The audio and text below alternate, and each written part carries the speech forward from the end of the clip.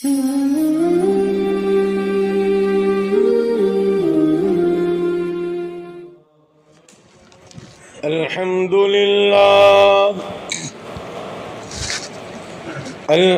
لله نحمده ونستعينه ونستغفره ونؤمن به ونتوكل عليه ونعوذ بالله من شرور أنفسنا ومن سيئات أعمالنا من يهده الله فلا مضل له ومن يضلله فلا هادي له ونشهد أن لا إله إلا الله وحده لا شريك له ونشهد أن سيدنا وسندنا وهادينا ومرشدنا وقائدنا وإمامنا وإمام أنبيائنا محمدا عبده ورسوله الذي أرسل بالحق بشيرا ونذيرا وداعيا إلى الله بإذنه وسراجا منيرا إن الله وملائكته يصلون على النبي يا أيها الذين آمنوا صلوا عليه وسلموا تسليما اللهم صل وسلم وبارك على آل سيدنا محمد وبارك وسلم۔ قابل احترام عزیز دوستوں اور بزرگوں اور گھر پر بیٹھ کر سننے والی دینی مائیں اور بہنیں،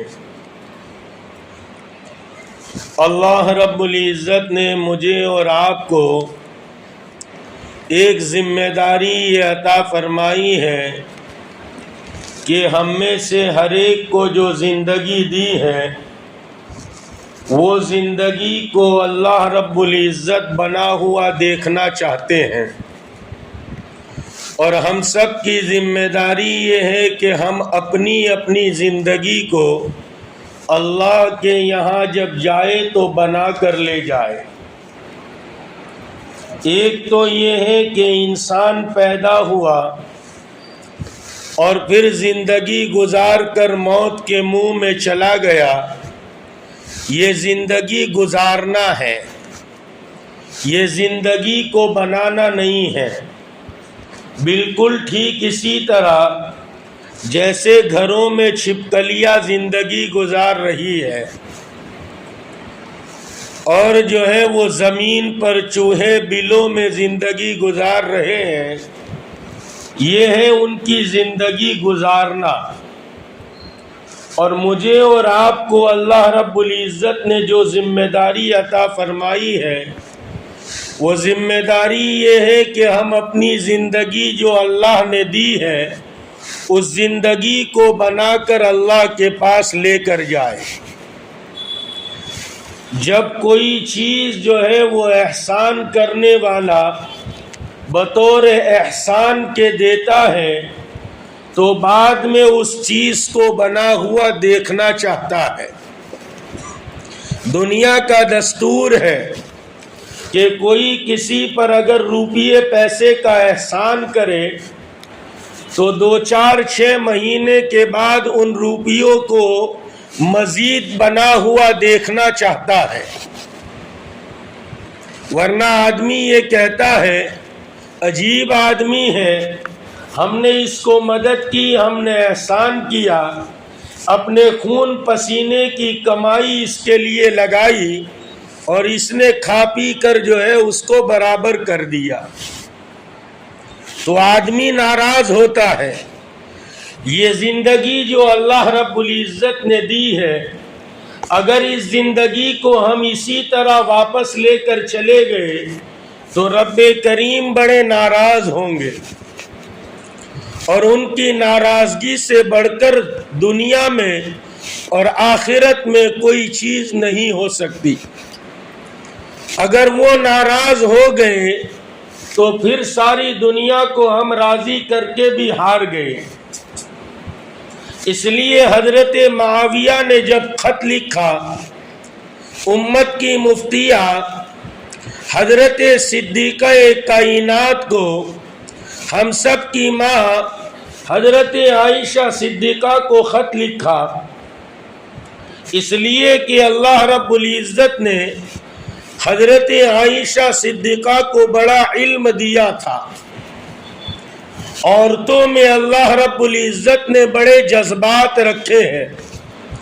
عورتیں اگر اپنے جذبات کو صحیح استعمال کرتی ہے تو پھر یہ عورتیں جو ہیں وہ دنیا کے اندر بہت کچھ کام کر کے دکھلاتی ہے۔ حضرت امی جان عائشہ صدیقہ رضی اللہ تعالی عنہا کو صحابہ جو ہے امت کی مفتیاں مانتے تھے۔ ان کو خط لکھا اور یوں فرمایا مجھے کچھ نصیحت فرما دیجئے۔ اللہ والے کے پاس اور بڑے کے پاس آدمی جائے اس غرض سے جائے کہ مجھے کچھ نصیحت مل جائے۔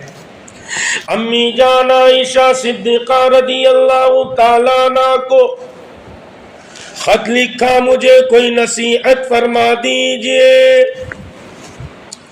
ایسی نصیحت فرما دیجئے جس نصیحت کو پلوں سے باندھ لوں، یعنی ہمیشہ اس پر عمل کرتا رہوں۔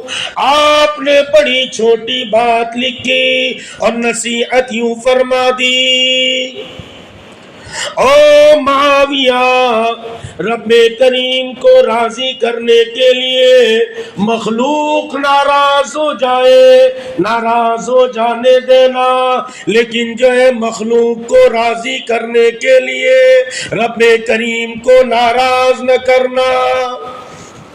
ایک دن آئے گا اگر رب راضی ہے تو مخلوق کو راضی کر دے گا، اور اگر مخلوق کو راضی کرنے کے لیے ہم نے خالق کو ناراض کر دیا، ماں بہنیں بھی سن رہی ہے، شوہر کو راضی کرنے کے لیے اگر ہم نے اللہ کو ناراض کر دیا، ایک وقت وہ آئے گا اللہ رب العزت تو ناراض ہے، مخلوق کو بھی ناراض کر دیں گے، تو نہ ہم ادھر کے رہے نہ ادھر کے رہے۔ اس لیے رب کریم نے ایک تقاضا یہ فرمایا ہے، ہم نے تمہیں زندگی دی ہے، اس زندگی کو بنا کر لے کر آنا۔ بنی ہوئی زندگی کا مطلب یہ ہے اس زندگی کو ایسی کر کے لانا، ایسی زندگی گزار کر آنا جو رب کریم کو محبوب ہے، محبوب محمد الرسول اللہ صلی اللہ علیہ وسلم کو، محبوب کبریا کو، جو زندگی محبوب ہے ایسی زندگی گزار کر لانا۔ جی کے چاہتے اور جی کے چوچلے انسان کے بہت ہیں، امیدیں انسان کی بہت ہیں، اور جس دنیا میں رہ رہا ہے اس دنیا میں پریشانیاں بھی بہت ہیں۔ آج آپ دنیا پر نظر دوڑائے، بڑا ہو چھوٹا ہو، ہر ایک کو آپ پوچھیں وہ کہیں نہ کہیں پریشان ہے۔ کوئی مال کی وجہ سے پریشان ہے تو کوئی جو ہے وہ گھر کی وجہ سے پریشان ہے، کوئی بیوی سے پریشان ہے تو کوئی بیوی شوہر سے پریشان ہے، تو کوئی اولاد سے پریشان ہر ایک ہے۔ اس لیے رب کریم نے زندگی عطا فرمائی ہے. یہ نہیں کہ زندگی بہت آسان ہے. یہ چھوٹی سی زندگی پر آخرت کا بننا موقوف ہے اور آخرت کا بگڑنا بھی موقوف ہے. کائنات کے امام نے زندگی کی مثال یوں دی. ایک دفعہ کائنات کے امام محبوب کبریا محمد مصطفیٰ صلی اللہ علیہ وسلم نے ایک چوکور جو ہے وہ کھانا بنا دیا. ایک چوکور کھانا بنایا اور پھر بیچ میں ایک لکیر کھینچی اور پھر سائیڈ میں بہت ساری لکیریں کھینچی. دیکھو آپ نے مثال کیسی دی تاکہ انسان سمجھ جائے کہ یہ زندگی کیا ہے. ایک چوکور بریکٹ ہے اور اس کے اندر بیچ میں ایک لکیر کھینچ دی اور آس پاس بہت ساری چھوٹی چھوٹی لکیریں. آپ نے فرمایا یہ جو چھوٹی چھوٹی لکیریں ہیں یہ آپ پر مصیبتیں اور پریشانیاں ہیں اور یہ جو بیچ کی لکیر ہے یہ پوری لکیر انسان کی زندگی ہے. کسی کی 50، کسی کی 60، کسی کی 65، کسی کی 70 اور اس کے بعد آپ نے ایک لکیر تھوڑی سی اس لکیر سے اوپر کھینچی اور فرمایا یہ یہاں تک تو انسان کی زندگی ہے لیکن اس کے اوپر کی جو لکیر ہے یہ انسان کی امیدیں ہیں. جینے والا ہے 70 سال لیکن اس کی امیدیں 80 سال کی ہے. پوتا ہو گیا تو سمجھتا ہے اب پوتے کی شادی ہو جائے، نواسا ہو گیا سمجھتا ہے اب نواسے کی شادی ہو جائے، پر نواسے کی شادی ہو جائے. تو زندگی میں مصیبتیں ہیں، زندگی میں پریشانیاں ہیں، لیکن اس کے باوجود ہم اس زندگی کو بنانے کے مکلف ہیں اور رب کریم نے ہمیں مکلف بنایا ہے. اسی لیے فرمایا وَهَدَيْنَاهُ النَّجْدَيْنِ، ہم نے 2 راستے دے دیے. چاہے تو زندگی کو بنا لو، چاہے تو زندگی کو گزار لو. گزار کر آؤ گے آج دنیا میں ہم کچھ نہیں کہیں گے. آج گناہ کر لو، عصیان کے ساتھ زندگی گزار لو. آپ گناہ کے ساتھ زندگی گزار لو. آج تمہیں کچھ نہیں کہیں گے لیکن کل قیامت کے دن ہم اپنے سامنے کھڑا کریں گے. پوری کی پوری زندگی کا ہم حساب لیں گے. ابھی قاری قرآن اسی کو پڑھ رہے تھے. رب کریم جو ہے دنیا کی زندگی کی مثال دیتے ہیں. دنیا کی زندگی کی مثال ایسی ہے جیسے آسمان سے برستا ہوا پانی. پڑھ رہے تھے قرآن میں اور آگے رب کریم فرماتے یہی انسان جب زندگی گزار کر آئے گا یہی انسان کہے گا ما لہذا الکتاب.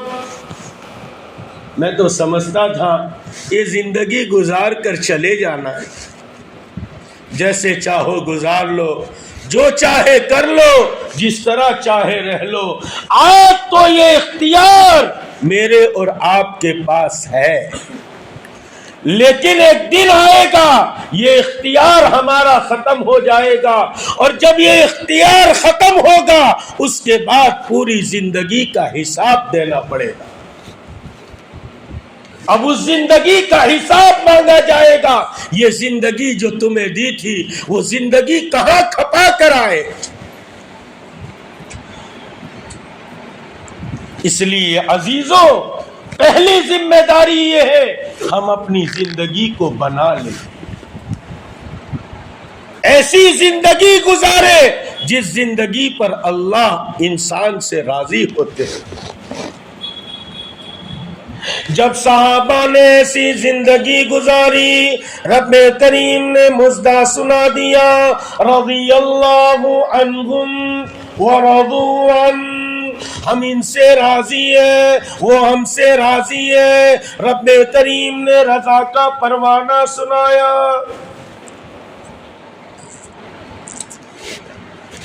اسی لیے ہمارے سامنے اصحاب کی زندگی کا ذکر کیا جاتا ہے، ہمارے سامنے اسلاف کی زندگی کا ذکر کیا جاتا ہے جن سے رب کریم راضی ہے۔ ارے روزانہ نماز میں کہتا ہے، ایک دفعہ نہیں کہتا، 4 رکعت کی نماز ہے، 4 دفعہ کہتا ہے اہدنا الصراط المستقیم، اے رب کریم مجھے سیدھے راستے پر چلائیے۔ کون سا سیدھا راستہ؟ صراط الذین انعمت علیہم، ان لوگوں کا راستہ جن پر تو نے انعام کیا، صحابہ پر انعام کیا، تابعین اور تبع تابعین اور چاروں سلسلے کے لاکھوں اولیاء کاملین، اللہ رب العزت نے ان پر بڑے انعامات کیے۔ اس لیے ہم اپنی زندگی کو بنائیں، جس حال میں اللہ نے رکھا ہے اس حال پر راضی رہے۔ اس وقت ایک بڑا المیہ یہ ہے، ہم اپنے حالات پر راضی نہیں۔ ہزاروں پتی ہیں تو لاکھوں کی فراق میں، لاکھوں پتی ہیں تو کروڑوں کی فراق میں ہیں، اور کروڑوں پتی ہیں تو ابجوں کی فراق میں۔ ہم اپنی زندگی پر راضی رہیں، اس لیے کہ ہمیں پالنے والا رب کریم ہے، اسی نے پیدا کیا ہے۔ ہم تو یہی کہیں، اپنے دل کی کیفیت یہی بنائے، ہم ہر حال میں رب کریم سے راضی ہیں۔ اسی لیے شاعر کہتا ہے، نہ وصال اچھا ہے نہ فراق اچھا ہے، یار جس حال میں رکھے وہ حال اچھا ہے۔ رب کریم کی رضا پر، آپ کی قسمت پر ہم راضی رہے۔ رضینا قسمت الجبار فینا، ہم رب کریم کی قسمت پر راضی ہیں، اسی پر راضی رہنے والے رہے۔ ذرا سا آدمی کو سر میں درد ہوتا ہے، ہائے واویلا کرتا ہے۔ اسلاف کی زندگی پڑھو تو صحیح، جنید بغدادی رحمت اللہ علیہ کی زندگی پڑھو، سید الطائفہ ہے، اللہ والوں کی جماعت کے سردار ہیں۔ ایک دفعہ فرمانے لگے، آج تو گھر مہمان آیا ہے۔ مریدین نے کہا، حضرت کون خصوصی مہمان آیا ہے؟ کہا کہ وہی مہمان آیا ہے جو رسول اللہ کے گھر آتا تھا۔ تعجب سے مریدین نے پوچھا، کون ہے؟ کہا کہ فاقے کا مہمان آیا۔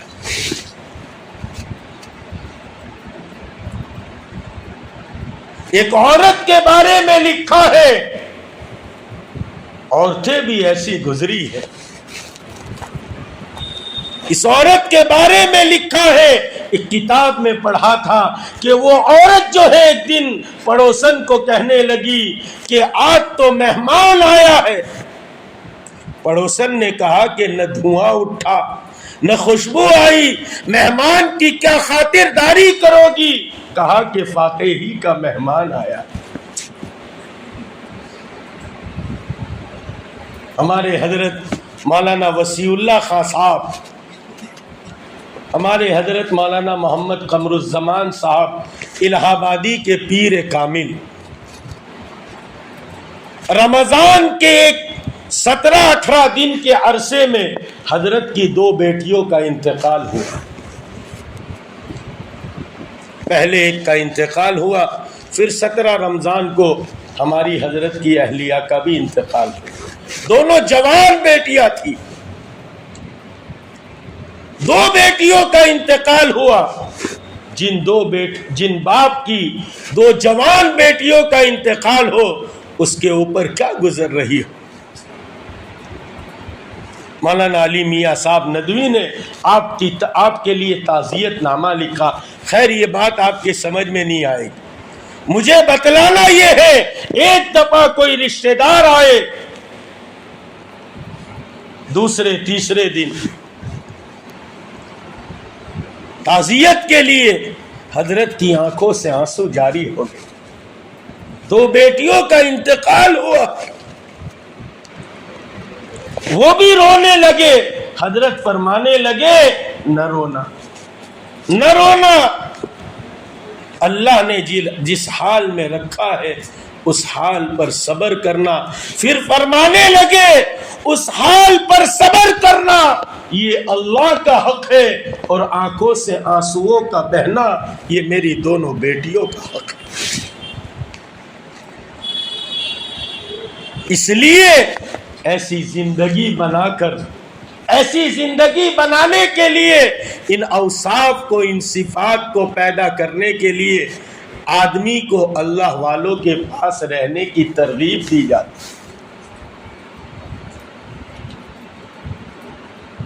ہم اس کو تو کرامت سمجھتے ہیں کہ ہاتھ گھمایا اور پیسے آ گئے.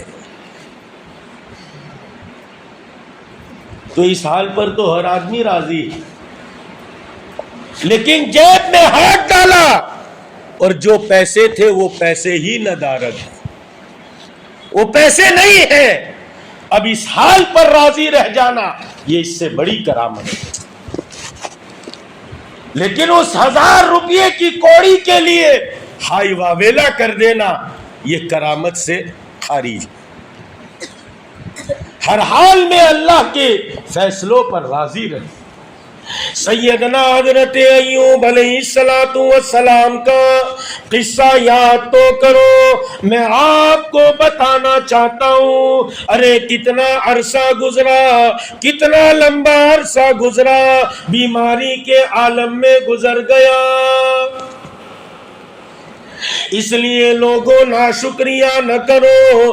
آج جو نعمتیں ہمارے پاس سے چھینی جا رہی ہیں یہ ناشکریوں کی وجہ سے چھینی جا رہی ہیں. ماں بہنوں میں یہ بڑا مرض ہے. کائنات کے امام نے جب معراج سے تشریف لائے آپ نے فرمایا میں نے کثرت سے جہنم میں عورتوں کو دیکھا ہے. فرمایا یا رسول اللہ کیا بات ہے, کیوں عورتیں کثرت سے جہنم میں؟ فرمایا 2 باتیں. جبریل سے پوچھا کیا بات ہے؟ جبریل نے بیان فرمایا تکفرن العشیر و تکثرن اللعنہ, یہ جو ہے اپنے شوہروں کی ناشکری بہت کرتی ہے. بیچارہ غریب 15 سال 20 سال 25 سال تک اس کو کھلاتا رہا پلاتا رہا, اس کی من کی چیزیں لاتا رہا. اچانک کسی وقت فاقے کا عالم پڑا تو کیا کہتی ہے خبر؟ تیرے گھر میں 2 ٹھیکرے نے 2 چیتڑے, دوسرا کچھ ملاج کا. میں ماں بہنوں کو کہا کرتا ہوں اکثر 45 کلو کی لے کے آیا تھا, 60 کلو کی ڈنگری کر دی تیرے کو. اجو کیا چاہیے تیرے کو؟ اس غریب سے چاہیے کیا؟ اس لیے ہمیں بھی چاہیے جس حال میں اللہ نے رکھا ہے اللہ کا شکر ادا کرے. اس لیے کہ اللہ نے جو بات ارشاد فرمائی ہے اس پر غور کرے. لئن شکرتم لازیدنکم ولئن کفرتم, اگر تم ہماری شکر گزاری کرو گے ہم نعمتیں بڑھا دیں گے. وَلَئِن كَفَرْتُمْ, اگر ناشکری کرو گے ہم تمہاری نعمتیں گھٹا دیں گے. نہ ایسا کہتے تو بھی چل جاتا, لیکن رب کریم تو بڑے غضبناک ہے، یوں فرماتے وَلَئِن كَفَرْتُمْ إِنَّ عَذَابِي لَشَدِيدٌ، اگر ناشکری کی تو ہمارا عذاب بہت سخت ہے۔ اس وقت ہم جتنے پریشان ہیں اس کی ایک وجہ یہ ہے ہم ناشکرے ہیں، ناقدرے ہیں۔ اسی کو رب کریم نے ادھر یوں بیان کیا والعادیات ضبحا فالموریات قدحا فالمغیرات صبحا فاثرن به نقعا فوسطن به جمعا ان الانسان لربه لکنود۔ 4-5 قسمیں کھائی، گھوڑوں کی تاپ کی قسمیں، اور گھوڑے جو جنگ میں دوڑ رہے ہو، جب دوڑتا ہے گھوڑا نہ آؤ دیکھتا ہے نہ تاؤ دیکھتا ہے، اور اس کے لوہے کی وہ جو ہے کیل جب پتھر پر لگتی ہے تو چنگاریاں اڑتی ہے۔ ان باتوں کو اللہ نے ذکر کیا، پھر فرمایا ان الانسان لربہ لکنود، وہ انسان تو تیرے رب کا بڑا ناشکرا ہے، بڑا ناقدرہ ہے۔ اس لیے عزیزان محترم ضرورت ہے ہم اپنی زندگی کو بنائیں، اپنے حال کو درست کریں، ہمارا حال ہر حال میں یکساں ہو۔ کچھ ملا تو بھی اللہ کا شکر ادا کرے، کچھ نہ ملا اس پر صبر کرے۔ یہ نہیں کہ نہیں ملا تو ہائے واویلا کرے، ملا تو اللہ کا شکر کرے، بلکہ ملتا بھی ہے تو ایک جگہ قرآن انسان کا نقشہ بیان کرتا ہے۔ خیر 25 منٹ ہو گئی، پھر آئندہ کل انشاءاللہ عرض کروں گا۔ اللہ تعالی ہم سب کو اپنی زندگی بنانے کی فکر عطا فرمائے، اس لیے کہ کل قیامت کے دن ہم سب سے جو سوال ہوگا وہ ہماری اپنی ذات کے بارے میں پوچھا جائے گا، تو اپنی ذات کیسے بنا کر آئے۔ ہم تجھ سے کسی اور کا سوال نہیں کرتے، ہم تجھ سے تیری ذات کا سوال کرتے، اس لیے کہ تیری ذات پر ہم نے تجھے اختیار دیا۔ اس لیے یہ رمضان کا مہینہ، یہ آخری عشرہ ہم اپنی مغفرت کرانے کے بعد عید کے دن سے گنگا رام بن جاوے، یہ اچھی بات ہے۔ ہم تو رمضان میں بھی مسلمان، رمضان کے بعد بھی مسلمان، ہمارا حال یکساں ہو۔ مجھے آج بیان یہ کرنا تھا لیکن قاری صاحب نے آیتیں پڑھی تو دل وہیں چلا گیا۔ مجھے آج بیان یہ کرنا تھا ہم ہر حال میں یکساں حالت پر رہے، ہر حال میں اللہ سے راضی رہے۔ یہ نہیں کہ رمضان کا مہینہ آیا تو ہم جو ہے وہ مسجد کو آباد کرنے والے بن گئے، رمضان کا مہینہ گیا تو چوک چوراہے کو آباد کرنے والے بن گئے۔ ہم ہمیشہ مسلمان بن کے رہے، ہمیشہ دیندار رہے۔ بات کو ختم کرتا ہوں، الاستقامت الف فوق الکرام، استقامت کے ساتھ دین پر چلنا یہ 1000 کرامتوں سے افضل ہے۔ جنید بغدادی رحمت اللہ علیہ کی خدمت میں ایک مرید آیا، اللہ والوں کے پاس لوگ رہتے ہیں، یہ جو خانقاہ ہے وہ اسی کی مثال ہے کہ دل بنانا جو سیکھا ہے تو کچھ جس کو آتا ہے وہ دوسرے کو بھی سکھا دے۔ مجھے تو آتا نہیں، لیکن جو سیکھا ہے بڑوں سے وہ تلقین کر دیتے ہیں۔ ہمارے حضرت مولانا محمد قمر الزمان صاحب الہ آبادی کے پاس ایک بڑے ہاتھ کے ڈاکٹر آئے، حضرت کو چیک اپ کرنے کنٹھاریا دوا خانے میں، یہ خانقاہ میں، اس لیے کہ حضرت اندر تھے۔ انہوں نے چیک اپ کیا، اس کے بعد غیر تھے، انہوں نے کہا کہ میں نے بہت سی جگہ دیکھا ہے کہ آپ جیسے لوگ ہوتے ہیں، وہاں بہت سارے لوگ جو ہے وہ ہوتے ہیں، جمع ہوتے ہیں، کیا کرتے ہیں آپ؟ تو حضرت نے فرمایا، حضرت کی تواضع دیکھیے، عاجزی دیکھیے، یوں کہا کہ ہم نے اپنے بڑوں کے ساتھ رہ کر دل کو بنانا اور سنوارنا سیکھا، تو جتنا ہم نے سیکھا ہے، جو ہم جانتے ہیں، ہم دوسرے کو بتلا دیں۔ یہ نہیں کہا کہ ہمارا دل بنا ہوا ہے۔ آدمی کسی مقام پر بھی دعویٰ نہیں کر سکتا۔ اسی لیے مولانا احمد محمد پرتاپ گڑھی فرمایا کرتے تھے، یہ ہے میری پہچان کہ میں کچھ بھی نہیں ہوں، یہ ہے میری پہچان کہ میں کچھ بھی نہیں ہوں، کچھ ہونا میرے لیے ذلتوں خواری کا سبب ہے، یہ ہے میری پہچان کہ میں کچھ بھی نہیں ہوں۔ جس نے مٹایا اپنا نام و نشا، ہفتے اقلیم کا بنا سلطان۔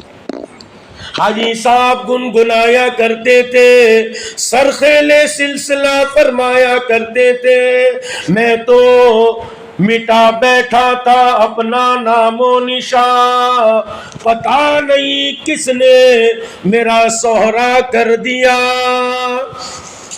میں تو اپنے آپ کو مٹائے بیٹھا تھا، پتہ نہیں کس نے سہرا کیا کہ قاری طیب جیسے چلے آئے، کہ پھر رشید احمد گنگوہی آ گئے، کہ پھر اشرف علی تھانوی آ گئے، کہا کہ میں تو کوئی اصطلاحی عالم بھی نہ تھا، اور کس نے میرا سہرا اڑایا کہ یہ سب بحر العلوم میرے قدموں میں آ کر بیٹھ گئے۔ یہ ایک دولت ہے دل کے سنوارنے کی۔ خیر، حضرت نے فرمایا جو میں نے سیکھا ہے ان کو سکھا دیتا ہوں۔ تو اس نے کہا کہ میرا بھی کام ہے دل کو مضبوط کرنا، ہارٹ اسپیشلسٹ تھا، میرا بھی کام ہے کہ لوگوں کا دل جسمانی اعتبار سے اچھا رہے۔ ارے کرتے نا، سمجھتے میری بات سمجھ رہے ہیں؟ ایسا تو نہیں کہ کچھ اوپر کی، اب 4 سال ہو گئے تو تھوڑا اوپر میرے کو بھی جانا پڑے گا نا، 5واں سال ہے بھائی، تو تھوڑے تم اوپر آؤ، میں تھوڑا اور بھی نیچے آ رہا ہوں۔ سمجھتے میری بات؟ کہا جسمانی اعتبار سے دل کو بنایا جو جاتا ہے، صحت مند رکھا جاتا ہے، میں بھی یہی کام کرتا ہوں۔ پھر اس نے کہا کہ میں اس کام کے کرنے کی فیس لیتا ہوں۔ ارے جاتے تو فیس لیتے نا، 1200 1500 2000۔ تو اس نے حضرت سے پوچھا کہ آپ اس کی کیا فیس لیتے ہو؟ بیٹھ جانے بھائی، آپ اس کی کیا فیس لیتے ہو؟ حضرت نے فرمایا ہم تو اس کی کچھ فیس نہیں مانگتے، بس یہ چاہتے ہیں کہ یہ لوگ ہمارے لیے دعا کر دیں۔ تو اس نے بڑے افسوس سے ایک جملہ کہا، تب تو آپ کی قوم بڑی ناقدری ہے، تب تو آپ کی قوم بڑی ناقدری ہے۔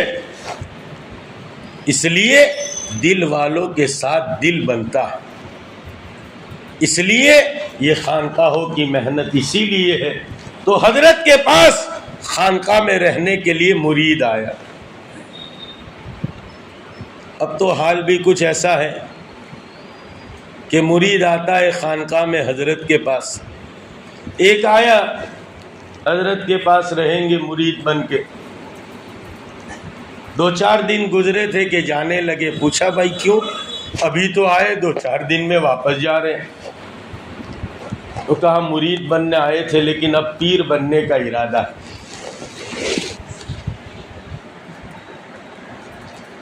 جنید بغدادی کے پاس بھی یہ آئے، جانے لگے چند دنوں کے بعد۔ کہا بھائی کیسے جا رہے ہو؟ کہا کہ سنا تھا اللہ والوں کی یہ کرامت، وہ کرامت، وہ کرامت، ہم تو آئے تھے لیکن آپ کی تو کوئی کرامت ہی نہیں۔ حضرت نے فرمایا کبھی سنت کے خلاف کوئی کام کرتے ہوئے دیکھا؟ کہا کہ نہ۔ کہا اس سے بڑی کرامت کیا ہو سکتی؟ استقامت کے ساتھ ہم دین پر قائم رہیں، جیسے رمضان میں ایسے رمضان کے بعد۔ ہمارا مذہب کوئی سیزنیبل مذہب نہیں، اس لیے آج 21 کی رات ہے، 23، 25، 27، 29، اس میں شب قدر کو تلاش بھی کرنا ہے۔ لیکن ایک بات لکھ لو، روزے روزے عید ہے، ہر شب شب بارات ہے۔ کرنے والے کے لیے روزے روزے عید ہے، ہر شب شب بارات۔ ہم ہر شب میں کچھ نہ کچھ اللہ کو منا لیں، کچھ نہ کچھ اللہ کے سامنے رو دھو کر لے، اور پھر تھوڑا آرام کر لے، پھر تہجد پڑھ لے، سحری کر لے، فجر کی نماز جماعت کے ساتھ پڑھ لے، عشاء کی نماز تراویح جماعت کے ساتھ پڑھ لے، سو بھی جائے جاگ بھی لے، اللہ تعالی ہمارے مقدر میں شب قدر لکھ دیں گے۔ تو سب کریں گے، استقامت کے ساتھ دین پر جمے رہیں گے۔ ہاں، یہ بہت بڑی کرامت ہے، یہ کرامت ہم سے ظاہر ہونی چاہیے کہ ہم ہر حال میں اللہ کے دین پر جمے رہیں گے۔ اللہ مجھے آپ کو عمل کی توفیق عطا فرمائے۔